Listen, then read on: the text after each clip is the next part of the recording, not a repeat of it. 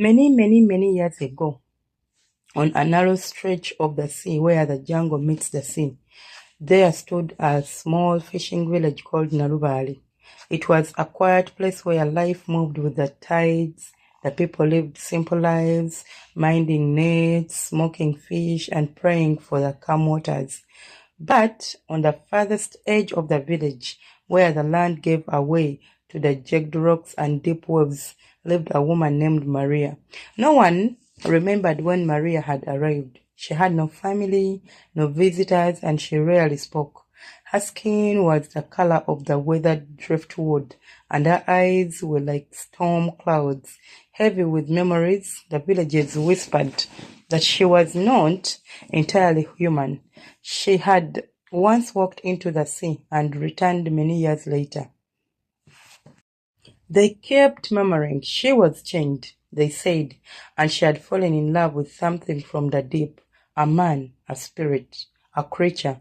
No one could say, but they knew this. Every evening, as the sky blushed red and purple, Maria would carry a small lantern down to the shore. She would place it on a flat rock and sit beside it, humming softly, sometimes singing a language no one recognized. It's for him, she would say if anyone dared to ask.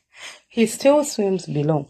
Children were warned not to disturb her, but of course they were children. Some sneaked under the bench to spy on her. They said her hair moved even when there was no wind. They said the sea grew still when she sang. And although it was listening, one boy saw. He saw something rise just beneath the water, dark, long, and gliding. He left the village that same week and never returned. Years passed, storms came and went. Maria grew older but never weaker. Her eyes stayed sharp. Her voice never cracked. One day, a traveler, wandering fisherman from the north arrived, and seeing Maria's lantern, he laughed. "Who is this for?" he asked with a sneer. "A ghost? A fish?" Maria looked up from her rock. "From the one who waits," she said. That night, the traveler vanished. His boat was found the next morning, torn into two, as though bitten by something far too large. Then came the great storm. The sky turned black by midday. Thunder rolled in from the sea like drums of war. Waves rose high as trees, smashing boats and flooding homes. The villagers howled in fear. But when morning came, they found something stranger than destruction. Maria's heart was gone, swept away, vanished, as though it had never stood there at all.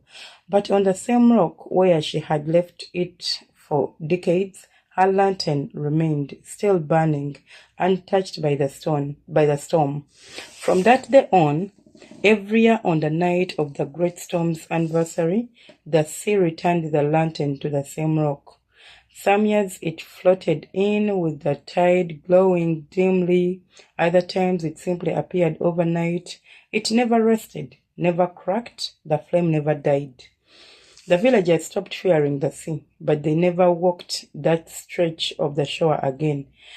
Not even during the day. It belonged to the ocean now, to Maria, and to the one who still swims below.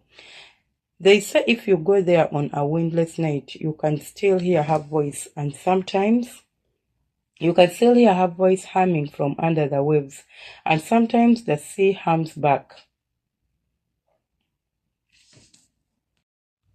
Years turned to decades, and villagers of Narubali changed, but the sea never did. The elders grew old, and they passed on, whispering warnings to their children. Leave the lantern alone. Let sleeping waters lie. But the young do not always listen. One such youth was Nach, a fisherman's daughter, with salt in her blood and questions in her heart. She had grown up hearing the tale of Maria. Her grandmother used to rock her to sleep with it, how the sea took and gave, how some souls could live between worlds, but Nach wanted more than riddles. One night, when she was 16, the storm came again, the same night, the same hour as always. And just like every year, when the village rose in the morning. They found it, Maria's lantern, softly glowing on the rock. But this time, Natch was waiting for it. She had stayed hidden between the rocks, silent and still. She saw it with her own eyes, a long pale hand, webbed and glistening, rising from the deep, placing the lantern gently on the storm, then vanished into the blackness. The hand was not human, not entirely. The next night, Nachi returned. She brought a second lantern, hers. She placed it next to Maria's and whispered into the sea, "If you can hear me, I want to understand. Who are you? What are you?" At first, there was nothing, but just as she turned to leave, the sea answered, a low hum, like a song half forgotten. The water ripped with unnatural calm, and then a voice, ancient and deep, rising from beneath the waves. "You carry her blood," Natch froze. "You are her skin, the child of her line. You called, and I have come." The sea charmed. Shapes moved beneath the surface, too large to be fish, too graceful to be beast. Then something broke the water, a face, pale as the moon, eyes black and endless hair like streaming seaweed. Not a monster, not a man, something older. She lived with me once. She loved and left. But love never leaves the sea. Nachi's knee gave out. She fell to the sand, trembling. "Why me?" she whispered. "Because you lit a second lantern. Because you asked. And because the tide of blood pulls both ways." That night, Nach vanished. The village searched for weeks. Her boat was never found. Her name was added to the long list of those claimed by the sea. But the next year, on the stormy night, two lanterns appeared on the rock, one old, still glowing, one new. And then the people understood. Maria's blood has returned, and she was not alone.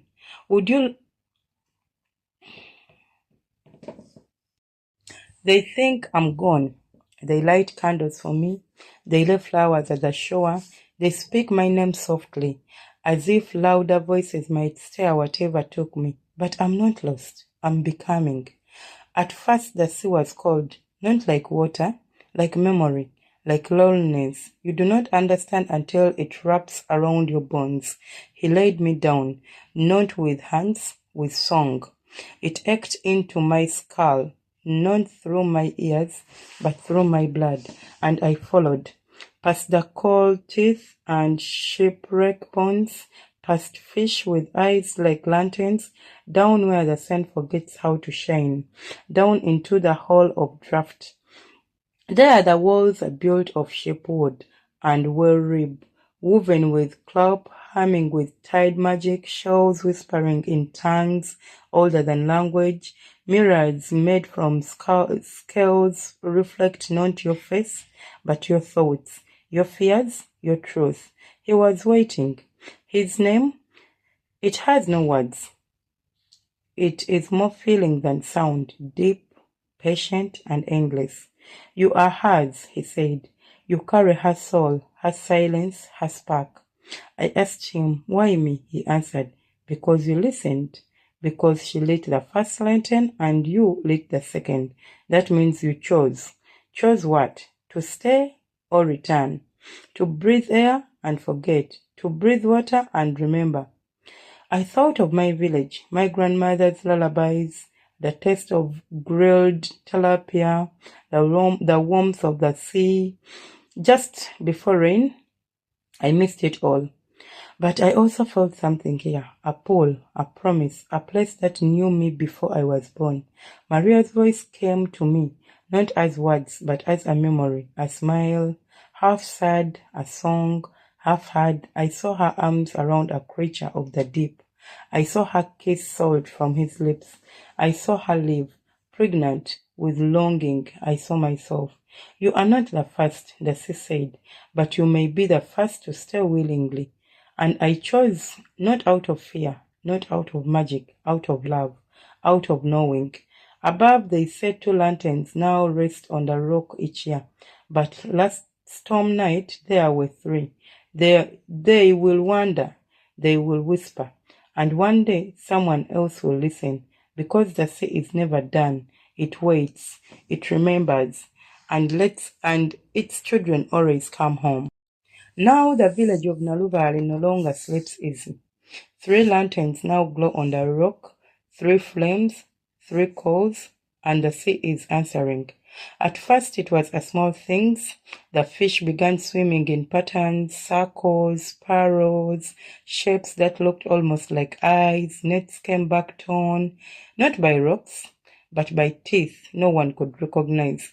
The elders stayed silent, but their faces turned grey with knowing. One night, a fisherman named Waswa stayed out late.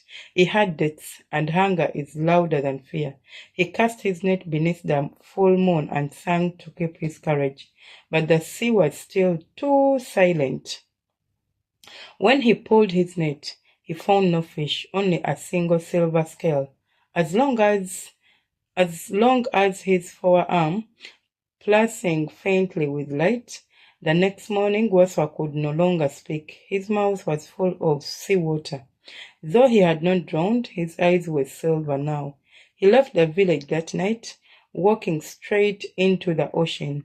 They say he never even sank. The elders met. They brought out old scrolls, wrapped in shark skin, passed down by Maria herself. Words written in a language not of land. One word appeared again and again. Kalilo, the beckoning. The sea, they said, was not just calling its children home. It was preparing to rise. The night a 4th lantern appeared, but no one lit it. It was not fire. It was blue, flickering like a star caught underwater. It hovered just above the rock, dripping light. Those who saw it wept without knowing why. The villagers gathered, and for the first time since Maria vanished, the sea spoke aloud. We offered memory, we offered blood. Now we offer choice. From the waves emerged a figure, tall, clothed in seaweed and mist. Behind it the forms of Nach and Maria, ageless and glowing, their eyes deep as the ambience. The figure lifted a hand. Your land is dying, your crops fail, your sky burns. Come to the deep, begin again. And the water parted, revealing not darkness but a city, glowing underneath the waves, towers made of pearl and bone, gardens that swayed with bioluminescent flowers, voices singing without mouth, a second world waiting. Some stepped forward, mothers with children, the sick, the silent ones who had always heard the sea in their dreams. Others stayed back, clenching salt-dried prayer beads and the old ways. Choose the sea, said, the tide will not ask again. And just like that, the waves rose, not in fury, but like a hand lifting a veil. Those who stepped in were carried gently, vanishing beneath, not drowned, but changed. The rest watched. When the sea fell back, only the rock remained. The 4 lanterns were gone, in their place a single shell, open and singing. No one speaks of Maria now, or Nach, or the one who swims below. But sometimes when the tide is low and the moon is red, you can see lights beneath the water. Towers, faces, lanterns, waiting. The sea offered a home once. Now it remembers who refused it. And one day when the 5th lantern grows, it will no longer ask. Before, the village of Nalubari knew her as the sea witch of the lantern women. Maria was just a girl with eyes too quiet and dreams too light, too wild. She lived with her father, a stem net maker, and her young brother in the Red Hut at the far end of the bay. Her mother had been taken by a wave when Maria was 5. Since then, she had always watched the sea, not with fear, but with curiosity. While others saw storms and salt and danger, Maria saw something else. She saw it listening. It began on a windless night. Maria had wandered down on the tide pools alone, carrying a broken calabash. She meant to fill it with sea glow, those tiny creatures that sparkled in the water. But she knelt to spoke them, a voice sang back. Not from the shore, not from above, from beneath. It was not human, yet it understood her. She could not remember the words, but they wrapped around her like memory, like someone saying her name who had never spoken it before. She returned the next night, and the next, and each time the sea sang more clearly, until one night it rose to meet her. The first time she saw him, he shimmered like starlight. Though there was no moon, his skin was pale green like the underside of sea leaves. His hair flowed like currents, his body long and graceful, his eyes black and endless, looked at her with no hunger, no cruelty, just recognition. "You are not afraid?" he asked. "I should be," she said, "but not." He smiled, and the waves stilled. "Then come." Maria disappeared for 3 days. Her father nearly went mad with grief. The elders said the sea had claimed her like her mother before. But on the fourth morning she returned, walking out of the waves with bare feet and shining eyes. She would not say where she had been, but she sang now.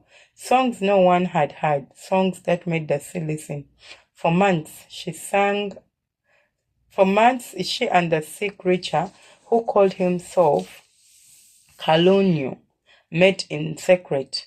He showered her the rains beneath the waves, the well-born Librils, the coral shrines, and vaults of the drowned stars. He was not a god, but he remembered gods. He had watched them sink, and she loved him deeply, fearlessly. "You are of land," he warned. "The deep is not kind to those with lungs." "Then teach me to breathe differently," she said. But there was a price. One night as lightning tore the sky, Maria's father followed her. He saw Careno rise from the waves. He saw his daughter take something not human with tenderness. In rage and fear, he attacked. He did not survive.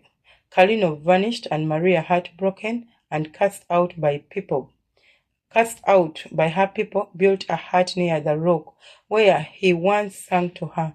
Every night she lit a lantern, a symbol, a summons. Years passed, she aged, but strangely, she no longer fit the rhymes of land or sea. Until one night under the storm, he returned. "There's another way."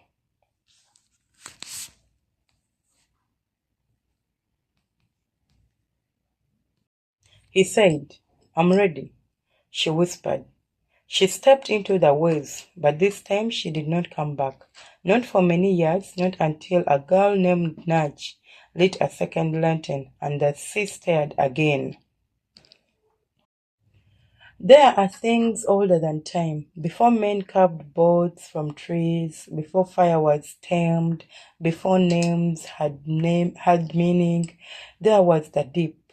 And in the deep, Kalunyu swam. He was born not of flesh, but of silence, of salt pressed into the shape by the weight of centuries. The sea made him when it grew lonely, when its tired of crashing on the shores that never answered back. Kalunyu's kind were many once, the Injuluzu, the rememberers. They carried the old songs in their veins. They sang to keep the ocean dreaming. But then came the fire ships, the oil, the bombs, the forgetting. One by one, Nzulunyu sank into the black, became coal, or faded into story. Only Kalunyu remained, and the sea grew quiet until he heard her, the girl, Maria, a voice above the surface, singing without knowing the tone, the first in centuries to listen instead of taking. Kalunyu watched her for many tides before revealing himself. He expected fear. Instead, she offered curiosity, then warmth, then something he had no name for, because it did not exist in the deep. Love. Kalunyu changed. Slowly, Painfully, the sea resisted. It whispered, "She is of land. She is fleeting. She will leave you." But Kalunyo could not stop. He taught her the old currents, the well paths, and the language of tides. And when she asked to stay with him forever, he believed it was possible. But the sea punishes pride, and love always draws eyes. When Maria's father attacked, Kalunyo did not kill him. The sea did. In its jealousy, it is rage. Maria fled. Kalunyo slept for a long time, not in dreams, in sorrow. But the sea would not let him forget. Each year a lantern appeared on the rock, lit by Maria's hand, a beacon, a question. For years Kalunyo watched and said nothing. He was afraid. But one night another lantern appeared beside it, lit by a girl with Maria's eyes. And Kalunyo knew, the blood remembers, the sea does not forget, and love does not die. Beneath the waves, it evolves. He returned. He welcomed Nudge, and he taught her the currents too. Together they opened their path again, not for Maria, not even for him, but for the lost. The ones who never fit on land, the ones who dreamt of drowning and woke peacefully, the ones who whispered to the sea and we finally heard. Now Kalunyo swims once more, not as a god, not as a ghost, but as a bridge. Between salt and soil, between memory and becoming, between the world that was and the one that's still waiting. In the deepest part of the sea, beneath towers of the bone and pearl, a new song is being written. It begins with 4 voices: Maria, Kalunyo, Nudge, and the sea itself. But soon there will be more, because the 5th lantern has not yet been lit. And when it is, the sea will rise not in anger, but to welcome its children home. That's all I have for today. Don't forget to subscribe, like, and comment. If you loved the story, please share it out so I can read you more stories. Love you. This story was drawn from Uganda. It's from Africa, and Nalubale is a lake in Uganda. That is Lake Victoria, and this is where it is believed to have happened.